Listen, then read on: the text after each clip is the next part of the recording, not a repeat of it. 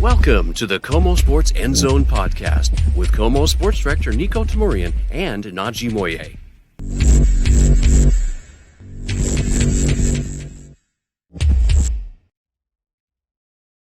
Hey, welcome to our rapid reaction edition of the KOMO Sports End Zone. It wasn't pretty. In fact, I said on social media this game was drunk, okay? The Seahawks somehow find a way to win. They beat the New York Jets 26-21. That's really what matters here. Third win in a row, 7-5 on the season. And by way of this victory over the Jets, they have now extended their lead on the NFC West because the Arizona Cardinals lost at Minnesota by 1 point, 23-22. So what can you really take from this game? Well, there's a lot of good and bad, okay? The good being the obvious. You won and you found a way to win despite a lot of mistakes. Listen, you cannot have 3 fumbles on kickoff returns, okay, and lose 2 of them. Seahawks are very lucky that one of them turned into the Leonard Williams interception return for a touchdown. But when you make those kinds of mistakes, that's not a recipe to win, okay? The reason the Seahawks won this game is they persevered through that, okay? So there's got to be some long talks in the special teams room this week, okay? And credit where it's due, special teams has been a bit of a strength through most of this season for the Seahawks. We saw Laviska Shenault return a kickoff return for a touchdown against the Niners in October. We've seen some other good plays, and certainly save for his mixed extra point in this win over the Jets. Jason Myers has been really outstanding this season, and also hit one over 50 yards in this game for the Hawks. But that said, you can't have those issues, okay? The positive to take out of this is despite all of that, the Seahawks found a way to win. And when you're looking at it in that perspective, how did they find a way to win? Well, the offense got its groove going, okay? But most importantly, and most especially, it was the defense that stepped up in a huge way. And you're talking about Big Cat Leonard Williams, 2 sacks on the day. None huger than the ones we saw in the final couple drives of this game, final drive really of this game. And certainly it goes without mentioning his interception return for a touchdown. 325-pound defensive lineman going 91 yards the other way. That's the stuff dreams are made of. Leonard Williams proving he is worth every penny of that offseason contract extension he got, but also that second-round pick that the Seahawks gave up for him in that trade with the Giants back last year in the 2023 season. But it wasn't just Leonard Williams. I mean, this defense, if you think about it, the Jets scored 21 points. 7 of them were on a kick return for a touchdown. Yes, more special teams woes. Another one on a short field after a kickoff return fumble by the Seahawks. And this game had all the makings of being, I mean, my goodness, you're talking about it being a 21-7 game. It had all the makings of being a runaway for the Jets. 21-7, Seahawks fumble the kick, and the Jets are about to make this thing go away, okay? Yet, there's Big Cat, Leonard Williams, picks it off, runs the other way, 21-13. That's the game right there. If Leonard Williams doesn't do that, we're having a much different rapid reaction. We're talking about how the Seahawks blew this opportunity, this, that, and the other thing. But for all the negative that we've talked about in this, that's what it takes to have a playoff team. Okay? You have to be able to overcome those obstacles. You have to be able to win those games that may be a little weird like this one. Okay? Primetime players step up in primetime situations, and that's what Big Cat Leonard Williams did in this game. The sacks, the interception return for a touchdown. And then when things stabilized, yes, the offense got things moving. Okay, and eventually in the fourth quarter, you take your first lead of the game with 5:34 to go when you get the touchdown from Zach Charbonnet. Yes, on that scoring drive for the Seahawks, the Jets bailed them out with 2 penalties on 4th down tries. Yeah, that's a thing. But listen, if you're going to get the Jets almost won because of the Seahawks miscues, right? So the Seahawks did win because of the Jets miscues with those penalties. So that's the way you have to leave it. So where do things stand right now? Well, you know, this was a win you had to have, not just because it's the Jets, a team that is struggling, but because of the fact that Arizona lost. Now you have that cushion, right? And then you go to Arizona next week with the notion that you can really, put your stamp on this thing. If the Seahawks win down in the desert next week, I mean, they're certainly far and away the front runner for the NFC West title. Now, listen, there's still 4 more games to go after that one, 5 games total at this point in the season. But we're not even talking about that if they succumb to all of those mistakes and miscues, if they don't dig deep and find a way to rally. If we're going to be critical of what this team did, if we're going to be critical of all those mistakes, silly, as untimely, as terrible, quite frankly, as they were, because they were. If you're going to talk about that, you have to talk about the way this team bounced back. And the way that they bounced back, no question about it, I think says so much more about this team. The idea that there's a lot of other teams out there, I don't care what level, including the NFL, that fold in that situation. That, oh my goodness, we've got all these fumble, on kickoffs. We're giving the defense, we've given the Jets this short field like 3 times in a row.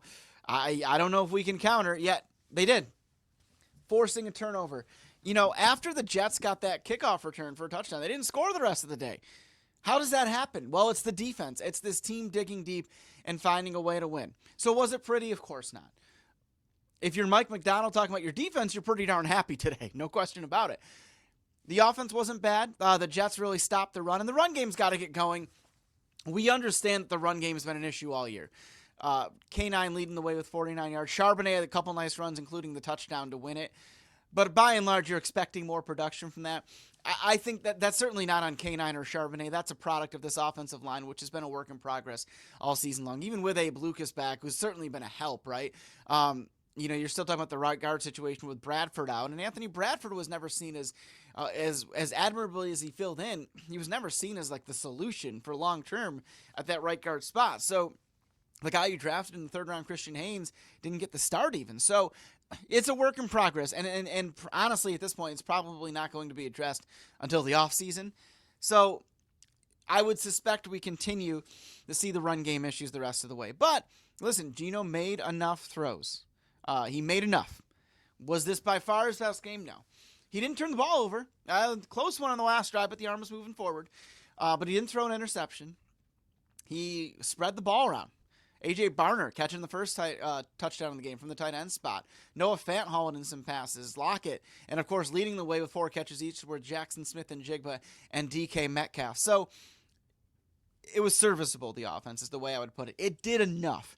It did enough in a game where the Jets were given the short field so many times. It did enough in a game where your defense kind of bailed you out a little bit. But hey, there's going to be games like this any way you look at it. And I'll say this. We talked about it last week all the time on whether it was our show here at the KOMO Sports End Zone, whether it was on the mothership, as we like to call it, KOMO News. The defense is hitting its stride. And Najee and I talked about this. I remember there were some Arizona fans that were like, what are you talking about? The over-under is 48. Najee said something like 17-10 for a prediction, which was not far off. It's because we saw what's happening right now, these last 2 games. Whoa, camera likes to zoom in on me. Let's try and zoom that out a little bit if we can. But the point I'm trying to make here is that, it is something where I'm going to try and back up here. This camera's a little close to me. If it is something like we saw this defense clicking when it needed to the most, okay? And you're seeing it with Leonard Williams, who we've talked about quite a bit. You're seeing it in the situation we've seen with Ernest Jones coming over on a trade. I mean, that is a big deal. That's a really big deal. And that was a big trade to make at the deadline. He is certainly, he's been a huge addition to this Seahawks team when they need it to the most. I apologize, I'm looking down. I'm trying to zoom this out for you guys here. These AI cameras, I am telling you, nobody's ever wanted to be that zoom in on me. And it loves to do that. I am looking for here we go. There we go. I think we figured it out. At any rate, there we go. That all said, this defense is coming together at exactly the right time.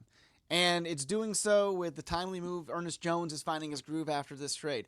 Leonard Williams, say no more. Kobe Bryant, the hero with that interception return for a touchdown against Arizona, he made a couple really nice open field tackles in this win over the Jets. And so I think what you're seeing with this defense, they certainly are playing at a different level these last 2 games. And even going back to the third one with the Niners, I mean, they looked really solid in that game too. But these last 2 games especially, they have looked awesome. And so I think it's a combination of all these games, new coaches and everything finally coming in sync. Then you have Ernest Jones, kind of a leader in that middle linebacker spot. He's doing his thing. And everything has just come together, and it's leading to these big plays from Kobe Bryant, from Leonard Williams. And Kobe Bryant actually had a huge hit on Aaron Rodgers on the last offensive play of the day for the Jets. So this is something I think we're going to see more of. And if we see more of it, look out. That's what I'm going to say, look out. Listen, it's not going to be easy next week at Arizona. The Cardinals did not play their best. The Hawks made them look pretty subpar, especially Kyler Murray, who we know is a dynamic player, and keeping him down twice is next to impossible, okay? But the defense playing the way it is, yeah, the defense looking awfully good. And, okay, we're talking about an offensive effort that was better this week than last week. Still not the standard that we've seen the Seahawks set in prior weeks. So if the offense gets back on track, it's a whole other ballgame. But even if it's still trying to find its thing, the way the defense is playing has been really special. So 26-21, the Seahawks win this thing. They're 7-5 now on the season. 5 games to go at Arizona. Home for a Sunday night game against the Green Bay Packers, and the home finale on the 22nd against the Minnesota Vikings. Talk about a really difficult 3-game stretch. And then a quick turnaround after that Vikings game, a Thursday night game at Chicago the day after Christmas, and then the regular season finale is at the LA Rams, which could have massive NFC West divisional race implications when we get down to that point. So it's going to be a really interesting stretch here. No question about it. And it's not an interesting stretch if you lose this game to the Jets. And for a little while, it didn't look like they were going to win it. Down 14-0, down 21-7. Jets have the ball up 21-7 in the red zone. Who would have thunk it? Yet the Seahawks made the play they had to. And that's what you take away from this thing. They persevered. They've done this. They never stop fighting. They might drive you crazy with some of these mistakes, but they found a way to win. And that's why we have a fun rapid reaction. So the Seahawks win again, 3 in a row, matching their longest win streak of the season when they started 3-0. But listen, there's a big difference between beating the Broncos, who were not nearly as good in week 1 as they are today, okay? Beating the Broncos, Patriots, and Dolphins without Tua, as there is beating the Niners, Cardinals, and Jets. Jets struggling, of course, but Niners and Cardinals really stand out to you in that stretch. So, hey, it continues. And the Seahawks continue to do what they have to do to be in position to make the playoffs. Got to win this division. It's not going to be easy, but neither were any of these last 3 games, yet they found a way to win. So you hope they continue to do that, and that's my big takeaway. Ugly game. Boy, oh boy, special teams got to clean up a lot of stuff, giving up a kick return, the fumbles, you name it. But the Seahawks team banded together and found a way to win. Now they're 7-5. I hope you'll join us this week as we break down the rematch with the Arizona Cardinals in our standard edition of the KOMO Sports End Zone. But when we have a win like this, we got to relive it, and that's why we love bringing it to you. Go Hawks! 7-5.